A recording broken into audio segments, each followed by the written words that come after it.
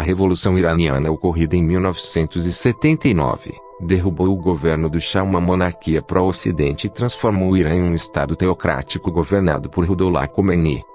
As causas da Revolução Iraniana foram descontentamento com o governo do Shah, exílio de Ruhollah Khomeini, injustiças sociais, influência americana na política do Irã, motivos religiosos, rejeição dos valores ocidentais. A Revolução Iraniana é dividida em duas fases. Na primeira houve aliança entre grupos liberais, grupos de esquerda e religiosos para depor o Shah. Na segunda, chamada de Revolução Islâmica, viu-se a chegada dos ayatolás ao poder. O Shah estava no poder desde 1941, com uma curta interrupção em 1953, quando teve que abandonar o país. Voltou no mesmo ano e depois o governo democraticamente eleito de Mohammad Mossadegh. Com a ajuda dos Estados Unidos, o regime era conhecido por sua corrupção política e práticas brutais. Uma forte oposição surgiu durante o regime do Shah de maioria religiosa de 1963 a 1967. A economia iraniana crescia graças ao aumento do preço do petróleo e da exportação de aço. A inflação cresceu do mesmo período, mesmo a economia crescendo significativamente. O padrão de vida dos pobres e da classe média não mudava, só a rica elite e os intermediários das companhias ocidentais que se beneficiavam. Vendo a crescente oposição de líderes religiosos, o governo do Shah em 1975 decidiu empreender um novo esforço para controlar a sociedade iraniana. Este esforço visava diminuir o papel do islamismo na vida do reino, ressaltando para isso as conquistas das civilizações pré-islâmicas, principalmente a persa. Nesse mesmo período, o calendário islâmico lunar foi banido e substituído por um calendário solar. Publicações de conteúdo marxista e islâmico foram fortemente censuradas. Em 1977, após pressões por direitos humanos feitas pelo presidente americano Jimmy Carter, o regime do Shah fez concessões, libertando 300 prisioneiros políticos, diminuiu a censura, reformou o sistema judicial e este relaxamento contribuiu para o aumento dos protestos. Em 1978 ocorreram uma série de protestos iniciada com um ataque à figura de Ruhollah Khomeini. Em 8 de setembro ocorreu a chamada Sexta-feira Negra, um massacre cometido pelo exército que resultou em 90 mortos. Esse acontecimento foi o estopim para a queda do Shah. Em 12 de dezembro, milhões de iranianos foram às ruas contra o governo do Shah. O regime teve a ideia de uma nova constituição, mas já era tarde demais. A maioria da população já estava do lado de Khomeini. Em 16 de janeiro, o Shah foi obrigado a deixar o país. Antes de sair, nomeou como primeiro-ministro o Shapur Bakhtiar, que só esteve no poder por 36 dias e não tinha apoio popular. Considerado por Khomeini como um traidor, fugiu do país para a França. Khomeini, quando retornou, tornou-se líder supremo, baniu muitos costumes ocidentais como vestiário ocidental, mini-saias, maquiagem, cinema, jogos, e a pena de morte não só foi aplicada a militares do regime anterior, como também a prostitutas, homossexuais, marxistas e membros de outras igrejas. De Teherã, mas em meio à enorme tensão, trava-se uma luta surda, sem armas. Os protagonistas, as forças Ayatollah Khomeini e os grupos de extrema esquerda. O objetivo, o controle sobre o desorganizado, desmoralizado, mas ainda poderoso exército do Irã. Khomeini já substituiu mais de 60 generais por homens de sua confiança. Conquistando a lealdade das altas patentes, Khomeini terá conquistado o exército, pois os recrutas, como todo o povo, veneram o Ayatollah. Diariamente, diferentes unidades do exército desfilam diante do quartel-general do líder islâmico, jurando fidelidade. Os grupos de esquerda não veem com bons olhos a aliança do clero com os militares.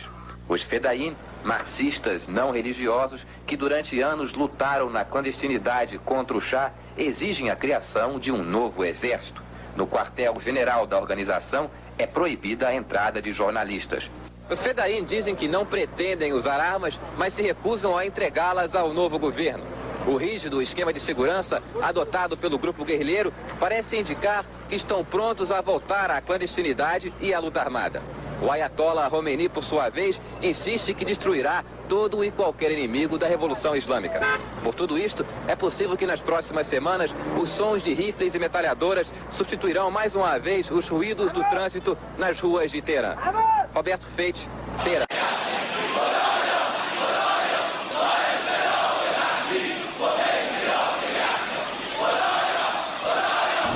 Dizem que o Shah Reza Pahlavi fez de Teherã uma mistura entre Bagdá e Los Angeles. Os líderes da vitoriosa Revolução Islâmica garantem que, passo a passo, a capital vai adquirir nova personalidade. Mas, por enquanto, a Revolução serviu para fortalecer o contraste entre influências ocidentais e orientais. A primeira coisa que nota o visitante é que Ayatollah Khomeini está em toda parte. Seja por fé ou precaução, os comerciantes enfeitaram as vitrines com a figura do líder da Revolução. Há outras indicações de que o islamismo ressurge. Cresce o número de mulheres que se cobrem ao sair na rua. Elas não tiveram tempo para atualizar o guarda-roupa.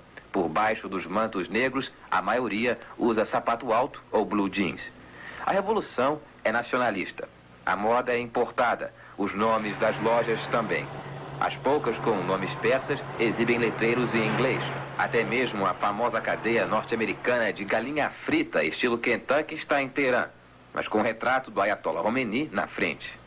No asfalto, dezenas de milhares de carros importados de Detroit e da Europa. Um problema que a revolução ainda não resolveu. O trânsito de Teherã continua diabólico. Em outras áreas, as reformas islâmicas triunfaram. O Corão proíbe o álcool. No interior do país, pessoas foram açoitadas em praça pública por consumirem bebidas alcoólicas. Na capital, é maior a influência dos costumes ocidentais. Os bares estão fechados, mas já existe movimentado mercado negro para a compra de cerveja e uísque. Em termos de entretenimento, não existe muita escolha. Teherã tinha 23 cinemas. 19 foram incendiados por manifestantes islâmicos no decorrer da Revolução. Os 4 remanescentes estão funcionando, mas com uma condição: nada de sexo e violência. Na televisão, enlatados norte-americanos foram substituídos por canções e imagens revolucionárias. No rádio, a música pop por cânticos islâmicos.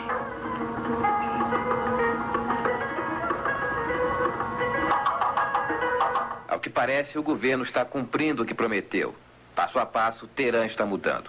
É mesmo possível que dentro de alguns meses, os últimos vestígios dos quase 70 mil estrangeiros que aqui viviam serão centenas de luxuosas mansões abandonadas por executivos norte-americanos e europeus nos subúrbios ao norte da capital. Certo feito. Em outros países, passeatas de mulheres já contribuíram para a derrubada do governo. Temendo esta possibilidade, o governo revolucionário do Irã deflagrou uma ofensiva islâmica contra o movimento feminista iraniano. O diretor da televisão estatal, Sadegh Ghotbzadeh, disse que as iranianas não têm por que reclamar, já que não serão obrigadas a usarem o chador, o véu islâmico. Nem todas concordam. A feminista norte-americana Kate Millett, por exemplo, convocou a imprensa para dizer que o chador é apenas um símbolo. O que realmente importa, diz ela, é igualdade no casamento, no divórcio e no trabalho. Millett teve de explicar este ponto de vista na rua. Ela foi proibida de falar com a imprensa no hotel.